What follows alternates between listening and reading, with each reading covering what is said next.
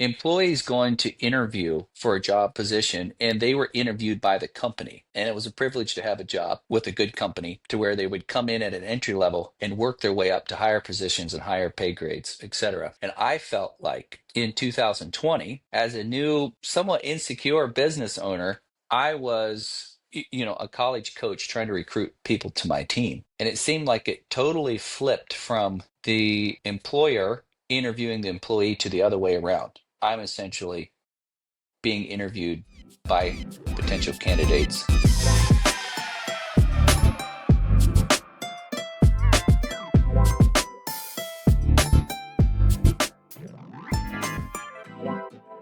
Welcome to another episode of the Freight Forward podcast. I'm Matt Dixon, and I'm joined today by Titus Landis, and he is the owner-operator of RSE Transport. Titus, great to have you.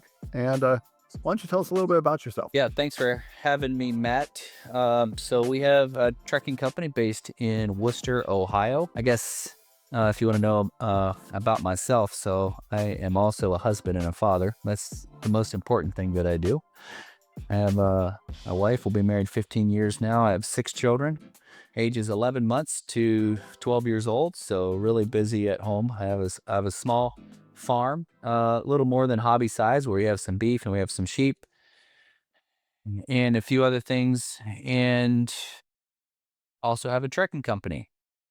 So it's a company I bought from my friend 6 years ago, and that was the first company I owned. Before that, I was always employed by someone else. So now I'm here doing it on this side. Nice. I love that. Yeah, I'm a husband and father as well. We have 5 kids, so you got one up on me. We've been married 31 years, so that's Nice. it gets up Congratulations. there. It creeps up on you, and you're like, Yeah. up. Yeah. I can hardly believe it's going to be I like the point where I was married to her longer than I wasn't. Yeah. I like that too. I'm not there yet, but hope to be. Yeah. Yeah, it's a good landmark. So what made you buy that business? What got you into trucking? Well, the business didn't get me into trucking. I was already in trucking, and um I well, my dad and brother trucked. I suppose that's how I got it in my blood. I still remember when I was a teenager in the or even before teenager, late 90s, early 2000. I would have still been in the 90s yet, I think, when my dad and brother bought a truck. Was in 1985 white GMC with a B model Caterpillar in it, mechanical. It blew black smoke. It was awesome. I still remember riding in that thing, watching the smoke fly out the stack. I don't remember if it was that one or another one. I was riding with my brother at night, and like my head's hanging out the window and I'm seeing a little bit of a flame coming out of the stack. Like literally I saw a fire up there at the end of the exhaust. But I suppose I suppose from that moment on, I was hooked.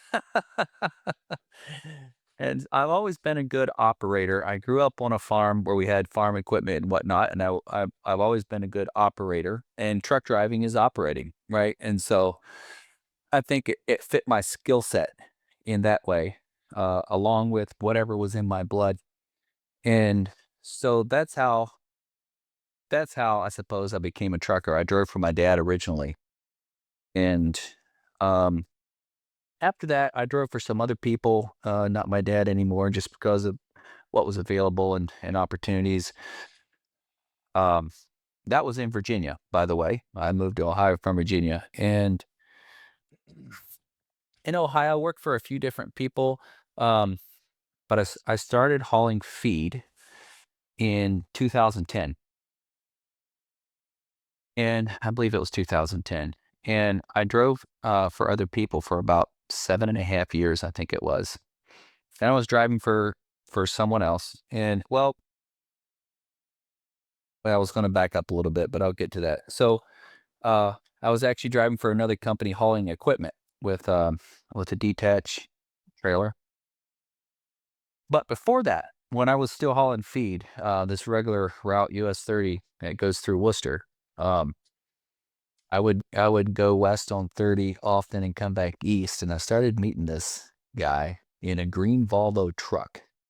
also pulling a feed trailer. And I didn't know him, but we would meet, and I kept seeing the same guy, and he's in the same industry, and I got curious about him and where he was coming from, and I I guess knew that my my pastor at the time knew this guy. So I got his number, and I just cold called him one day. I called him up. His name is Emery, and we became friends. We just struck up a friendship. Come to find out, he's hauling chicken feed to the Apple Creek, Ohio area here, and we had a friendship.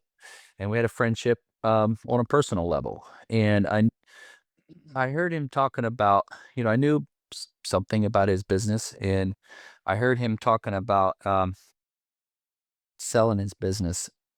And at the time, he had someone else who they were maybe going to sell to, so it wasn't available to me.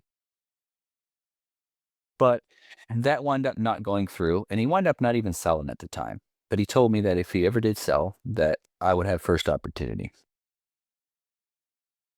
And you know, at that time, and even leading up to that, I had a hunger um, for more. I felt like I had I had kind of reached my ceiling as driving someone else's truck, and I had a desire for more. I had a desire for more irons in the fire from a financial standpoint, and also from a leadership standpoint. I had a desire to lead. Time came to where Emery was going to move out of state, and he wanted to sell his business, and so that's why that conversation became. Um, And that's how I wind up buying a business January 1st of 2020, right before COVID hit. That was an interesting time Yeah. to be a first-time business owner. Yeah. So how did you get through COVID being brand new and because a lot of that shipping got shut down, right? At some point for a little bit? Yeah. So that was a great time to be in the business of feeding America. And even the world in some cases. We feed a lot of chickens, and some of that is some global um, market. But ours was essential transportation during that time because we're quite literally feeding commercial animals that feed all of us. So unless we were all going to go home and curl up and die, we need to keep eating. So thankfully, there was enough common sense uh, where maybe it was lacking in other areas. There was at least that much to know that we needed to keep eating. One of the greatest challenges I had was was staffing and recruiting. And I don't have a perspective, as an employer before 2020, but I came from the perspective of employees going to interview for a job position, and they were interviewed by the company, and it was a privilege to have a job with a good company to where they would come in at an entry level and work their way up to higher positions and higher pay grades, etc. And I felt like in 2020, as a new, somewhat insecure business owner, to where I was like, a college coach trying to recruit people to my team. And it seemed like it totally flipped from the employer interviewing the employee to the other way around. I'm essentially being interviewed by potential candidates because there was a lot of um, you had the dynamic of stimulus checks, which I'm not sure or how all that plays into it, but motivating people to stay at home and do nothing. But you also had a lot of people offering a lot of money for people to come in right at an entry level at pretty high wages. And so, no more was the concept of it being a privilege to have a good job and work for a good boss and work for something. It was sort of the other way around. It was a privilege to get a good candidate. Now, like I said, that was my first year as an employer. I don't have previous experience, but that was very challenging for me in the beginning. Yeah, I can imagine. The tech industry is the same, and it fluctuates. Like right now, it's an employer's market. Other times, most of the time, it's an employee market. So you just have to play that dynamic game of always making your position. You'll play to its strengths and making it valuable to them as well. Yeah. Yeah, because our businesses are built on people. So tell me a little bit about the day in the life. Are you still uh, driving the trucks? Or are you just in the office managing everything? What's your role at this point? Not sure what I do. I'm learning. At- Up until last fall of 2025, I was doing everything. I was doing all of the dispatching, all of the HR, all of the scheduling, all of taking the orders, and I was driving the truck. And now I did have someone that would come and do book work for me. I have an accounting firm, obviously, that does work for us. So I didn't do all of the paperworks. I just collected it for someone else. But all of the other uh, managing and operations and strategic things of the business, I was doing all of that while also driving. Um, and so maybe just a little more history with this company. When I bought it in 2020, there was 3 trucks. Um, it was essentially just me and 1 employee. Now, the Emory worked for me sometimes, so maybe it was about 2 or 3 to begin with.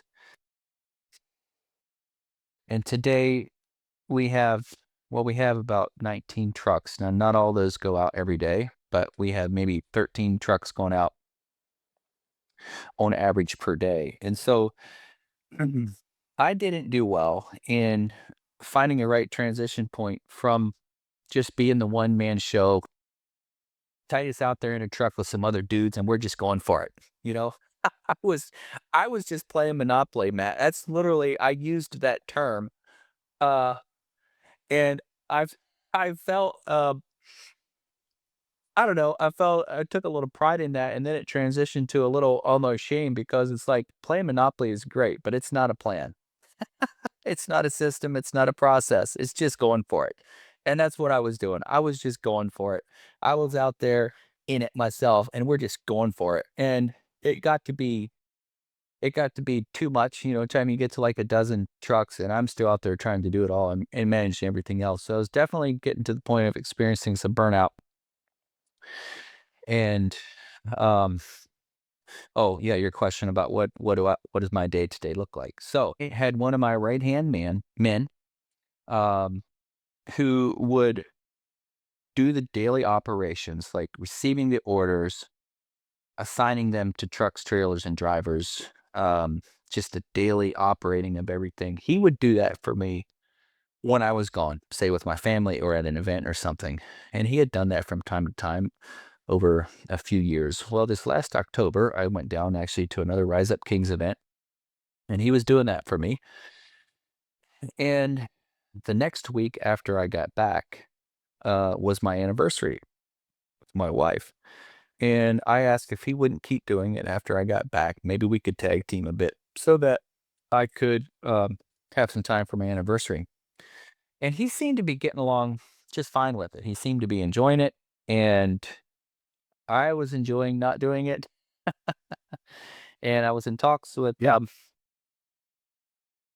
I should maybe back up just a little bit. So this Emory that I bought the business from in 2020, he moved out to Wyoming and then Montana, and he actually moved back to Ohio for some family reasons. And he came back to work for me as a general manager this past fall. And so I we had been talking about how someday somebody else needs to do those daily operations that I've been doing. And with my experience of been doing that and me coming back and him kind of continuing to do it, I just began to realize that I didn't I didn't want it back. And it seemed like that sometime was now.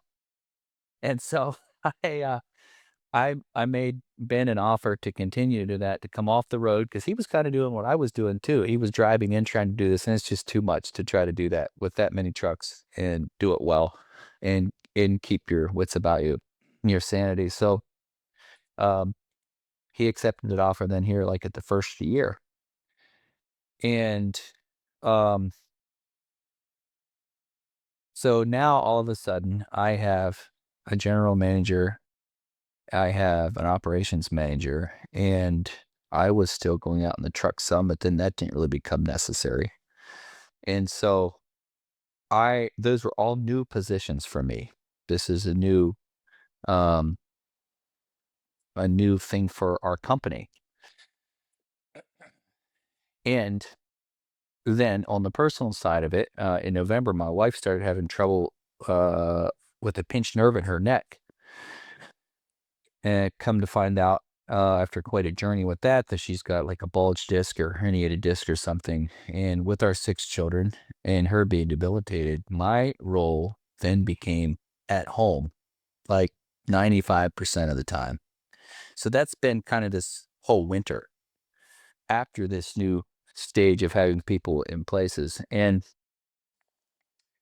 thank God my wife's doing a lot better now. It's still a process. She's doing a lot better. So I'm just now starting to get back into what I do with my time now. So I'm finding my feet with that because I've never done it before.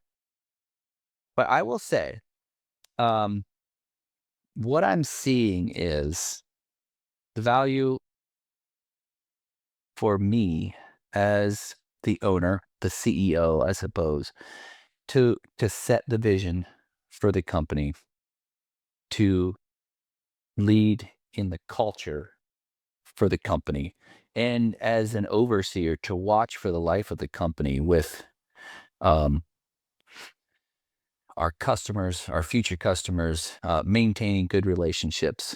Um, so I've become a manager of relationships, really, along with other strategic things. And I'm realizing these other people that I have in position need my support with everything I had going on with my wife at home and with me not really knowing how to act. Now that I've given responsibility to other people, I just kind of threw it in their lap and went home to my wife and was kind of almost MIA a lot of the time. So I'm learning. Yeah, that's a good lesson on leadership, right? Like when something goes sideways and always does, how do you handle that? It's good to know that you have good people in place in those key roles to help you. And with like a dozen trucks going out every day, you literally can't do all of it. Even if you aren't driving any, there's too much going on, I would imagine. So, what is this the right size for you? Are you looking to grow, acquire more trucks, or what's your plan for the future? Yeah, I am looking to grow, especially now since um, I have people in management positions. It feels like a lot to bite off 2 salaries all of a sudden now that don't have, um, a direct ROI, right? Um, the goal is we're doing things better now, so there's efficiencies and things like that that can't necessarily be tracked, so I believe I'm getting an ROI on that. But I do feel like, um, now with having multiple people in position, um I wanna increase revenue. I wanna increase revenue too, and I would like to see us at least double in size. I don't have I don't have clarity on a 1 year, 5 year, 10 year. I haven't laid it out like that. But I would like to see us running 25, 30 trucks in the coming years, God willing. Yeah, yeah, that's a great goal to have. So, what would your systems need to be to support that? I don't know, but I believe I know what I need them to do. I need them to be, um I need to be scalable, I guess, is what I'm searching for. I don't know how to word that otherwise, but I need the systems to be in such a place that we can just add to them as, um, opportunities are there, or we go go find more. Yeah, exactly. And then, how do you find, new loads to carry now? I would imagine you'd have your repeat customers, right? People that, every Well, Thursday you run this route or whatever. that's actually almost all we do. We do almost only dedicated freight. So it may vary in exactly where that load goes, but almost all that we do are for the same customers over and over again as a contract carrier. So we don't have our own product, right? As is in a lot of transportation. Um, but we are, I suppose you would say, direct to consumer, if that's a proper term. Like we haul for about maybe 8 different mills, and we will pick up the product for that our customer, the mill, who sells the feed to the farmer, the end consumer, and we are the connecting link between those two. And we do that over and over again. And a lot of times we go back to the same ones. And so we build relationships even on the other end of that. Any transportation is a service, but man, we're really in deep with that service because we're actually the face of that that mill that's sending the feed out to the customers. So we actually see their customer more than they do in some cases. So giving good service, representing well is is a lot in what we do. So I'm sorry, I forgot your question that got me there. But you said how do I find more work? You know, it's interesting. Most of our work that we do and the customers that we have have gained and attained and grown with comes back to relationships. It comes back to relationships that I had when I was just driving for somebody else. And it also speaks to, um, well, and it's because of the relationship that I had with them just as an employee, completely unrelated to the business that I have now. But I'll just give you an example of that. I was driving for another company. We hauled out of one of the main companies that we haul for. They were doing the same thing that we do now. They were just a contract carrier, taking it from the mill to the farm. And I had a relationship with the guy in trucking at that mill. I then was leaving my current employer, going to work for another company in another line of work. It's when I went to go start hauling equipment. So I wasn't even in the feed industry. And so since I had a relationship with this guy, I told him that I was leaving. And he was sorry to hear that. And he said, if you ever need anything, let me know. So, okay, I go my own way. And about, I'm going to say a year and a half later, I think it was, year and a half later, I bought my company that was then back in this same industry. And so I remembered what he told me.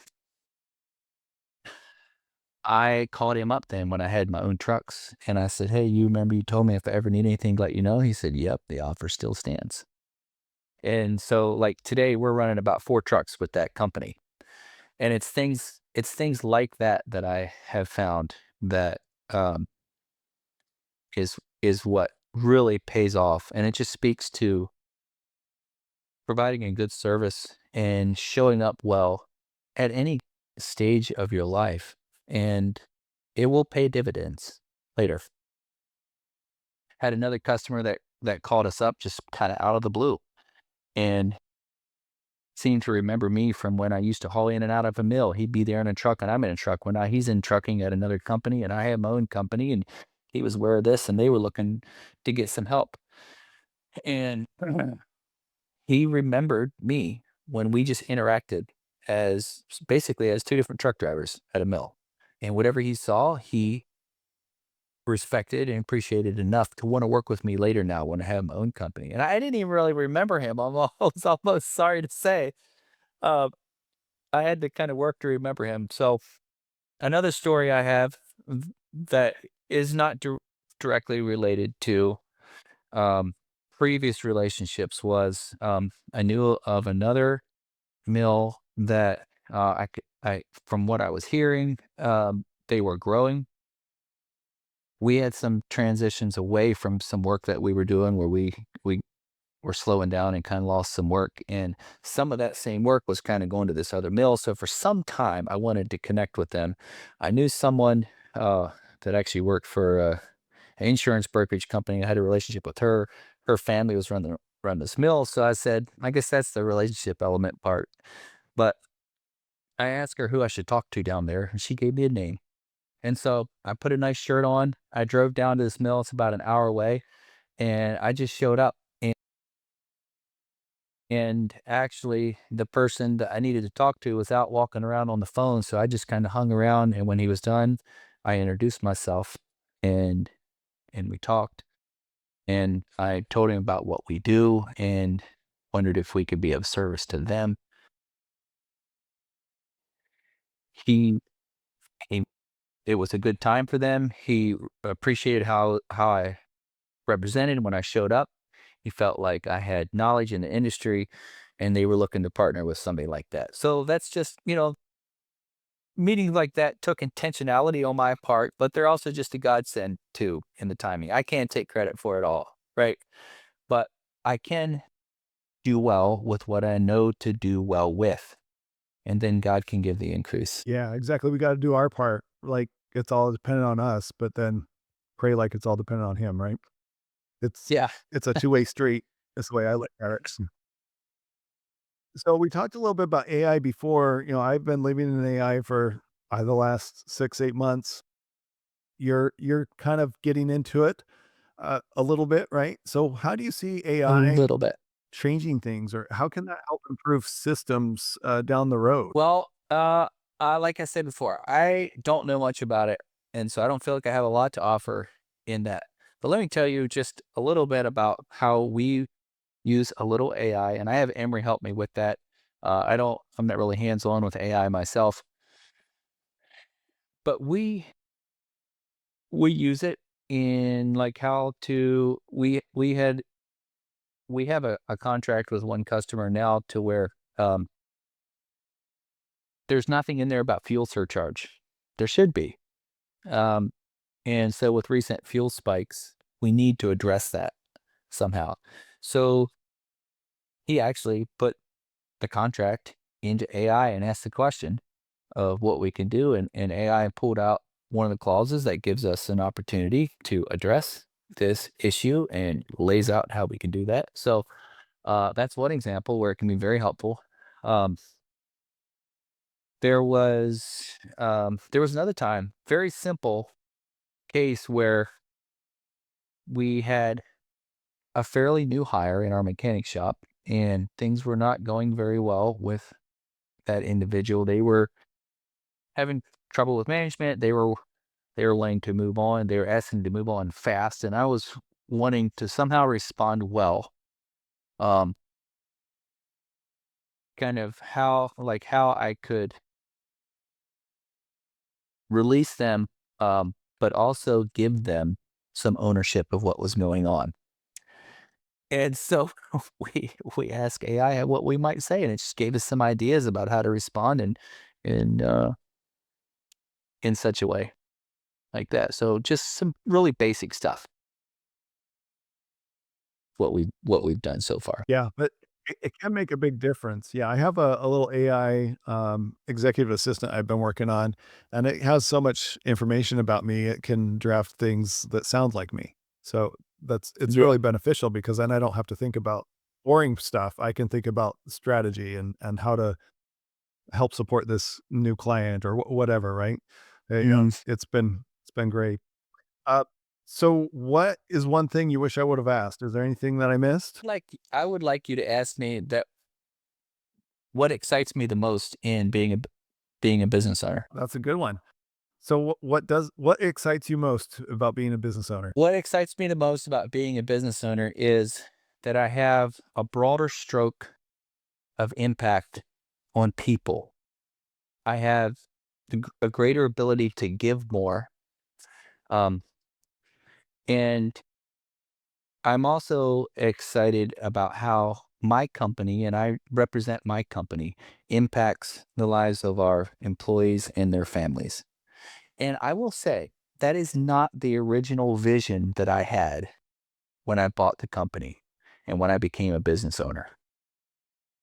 But it is an increasing vision of mine and an increasing pleasure of mine to be able to impact families not only from a monetary standpoint to where like it just uh I just love it that RSE Transport is supporting a dozen and more families. Like they're feeding their children, they're sending them to school, they're putting gas in their car, they're putting clothes on their back, they're taking them on some vacations, they're buying houses, they're living their life and doing the life and providing their family through the avenue of working for RSC Transport. I love that. And furthermore, when we have that relationship with them and I can sit down and talk with them. And side note, now what do I do with my time now? That's going to be one of the things. I'm going to be able to have more time one on one with our team members to really dig into how they're really doing, how they're doing in their heart, how they're doing in their mind, how they're doing with their family, how they're doing in their soul, and to really have a relationship with them and speak into their life and influence them in such a way that can bring them more life and growth and development. We also offer scholarships towards them going to something like Rise Up Kings, where they can go and they can develop personally and spiritually.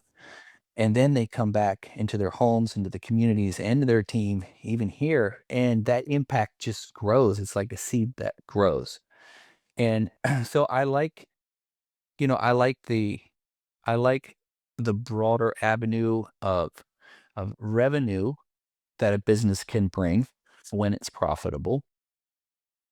But those are some of the things that are unrelated specifically to the bottom line or the top line that I believe brings true value and benefit to the people around me in my life because of the business, because of the company, because of that revenue that everybody needs. Yeah, I love that vision. And I find that as I get older, more important it is to create an impact versus how do I make money or how do I get a bigger house or a nicer car? Like that's all fun. Like it's fun to go on a vacation, but at the end of the day, it's more rewarding to help people. And I think that's what it comes down to. And like you said, feeding and supporting 12 families, that's a great way to look at it. Yeah, it's really exciting. It's really just a privilege of mine to navigate that. Yeah.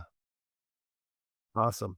So if people are looking to get a hold of you, how can they find you? Where can they find you? Well, I told you how we're setting up this.